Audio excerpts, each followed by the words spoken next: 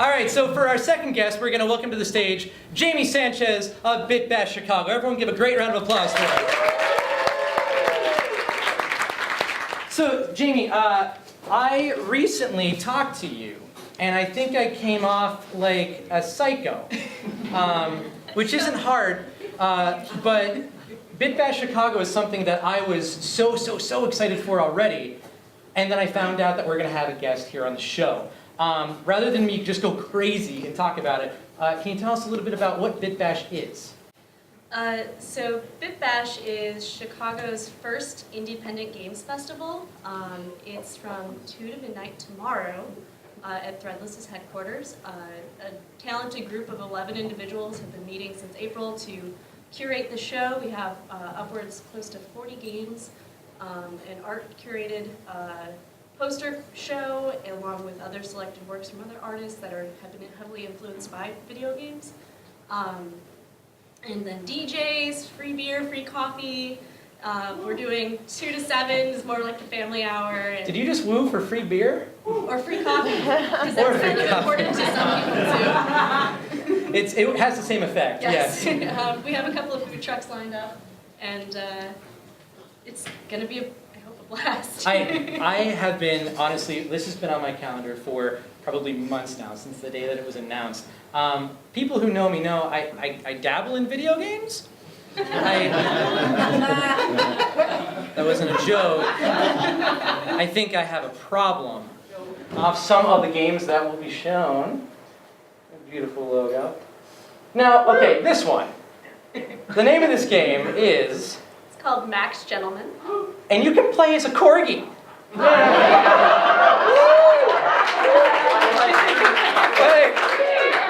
that got more applause than me. Rightly so.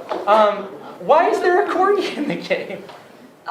Watson, a playable character, is actually my corgi. That's freaking adorable. Come on. The creator of this game is my partner, Ryan Wiemeyer, and he's handcrafted a cabinet for this game. It will be at Bit Bash. And Watson, Octodad, if you're familiar with that game, Chicago local.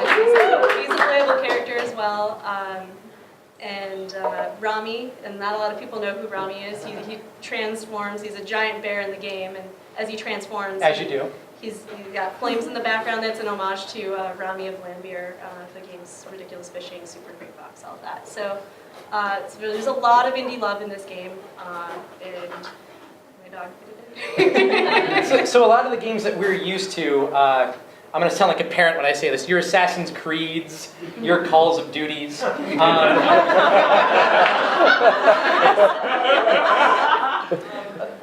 What's the difference between like your AAA title and something like this that is, I mean, the whole game is putting hats on people. It's not shooting dudes. Well, I'll tell you, first off, this is probably the only game out there that's been inspired by male enhancement spam.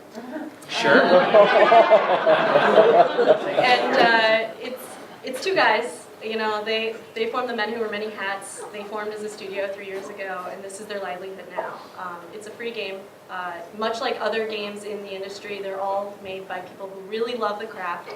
They treat it as a craft. They treat it as an interactive experience that people can kind of engage with, or you know, they tend to admire. They have very cult fandoms, and it's been a very giving and generous community of developers and fans, and we're proud to have something like that happening in Chicago now as a real event. I know there's another aspect of Bit Bash as well. It's not just games.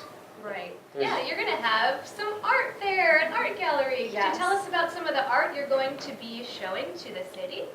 So we collaborated with the AIGA Chicago, which is the Association for Professional Graphic Artists. And they've been really great helping us curate this poster contest. We got 46 submissions. The prize, if you will, where the selected pieces would be printed on a very eclectic printer called a risograph, and it's very unique in its style. And the goal was to get something very unique, special run, something people wouldn't get normally, things that inspired the artist to enjoy video games, or like how they related to it as a kid or whatnot. So there's a lot of really great works. It was so hard to choose the finalists. I felt so guilty that a few of our favorites, like also we all connected with each piece, and it was great to see that.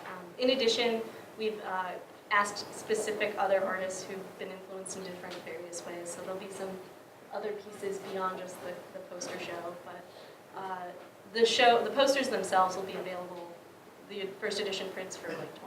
So that's the part that scares me, because I saw all the prints, and there's this awesome Castlevania one, which if you haven't played Castlevania, why? Like, what's, but like, I don't judge for much, but Simon Belmont is my boy. But there's this amazing Castlevania print.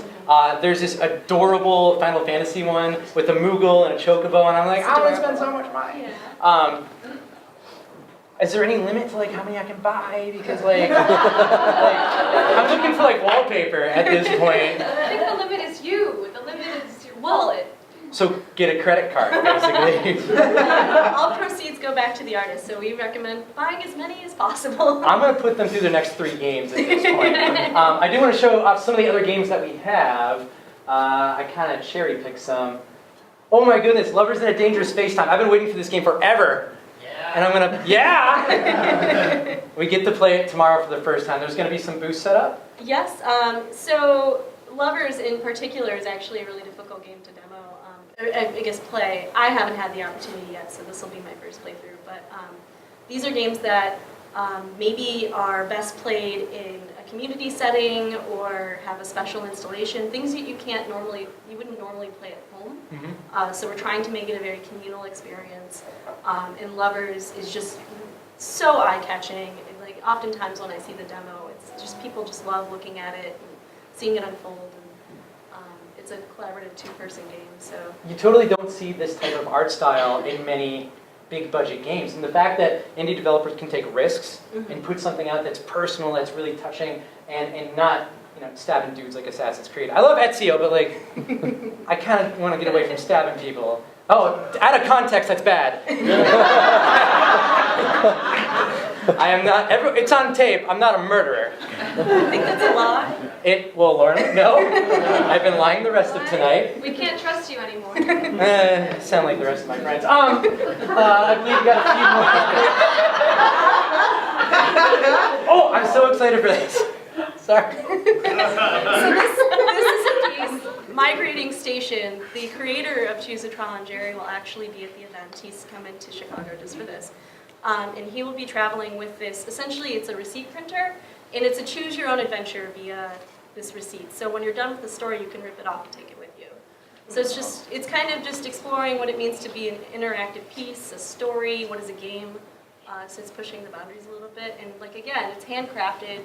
You really wouldn't see this in like a store next to a Wii U, or I guess. Wait, they probably sell quicker than the Wii U. Burn!